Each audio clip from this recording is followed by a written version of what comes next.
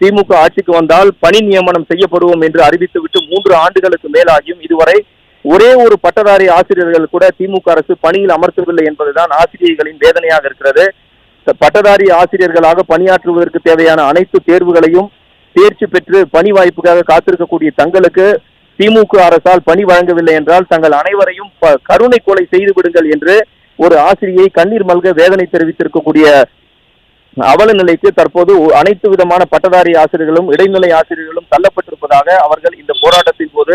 அவர்களது மன குமுறல்களை வெளிப்படுத்தி இருக்கின்றனர். பட்டதாரி ஆசிரியர்கள் மட்டுமல்லாமல் இடைநிலை ஆசிரியர்களுக்கு காலி பணியிடங்கள் 10,000க்கும் அதிகமாக இருந்தும் கூட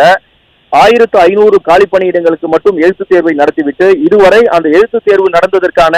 விடை குறிப்பாணைகளை கூட பள்ளிக்கல்வித்துறை வெளியிடாமல் காலம் தாழ்த்துவதாகவும் அலட்சிய போக்குடன் நடந்து கொண்டிருப்பதாக இந்த இடைநிலை ஆசிரியர்களும் குற்றம் சாட்டுகின்றனர். ஒட்டுமொத்தமாக தமிழக பள்ளி கல்வித்துறை என்பது காலி பணியிடங்களை நிரப்புவதற்கு எவ்விதமான நடவடிக்கையும் எடுப்பதில்லை என்பதே இந்த பட்டதாரி ஆசிரியர்கள் மற்றும் இடைநிலை ஆசிரியர்களின் குற்றச்சாட்டாக இருக்கிறது. பட்டதாரி ஆசிரியர் பணியிடங்களையும் இடைநிலை ஆசிரியர் பணியிடங்களையும் அதிகரித்து நிரப்ப கோரி கோடி கணக்கில் மெயில் அனுப்பியதாகவும் நேரில் பலமுறை நேரில் சந்தித்து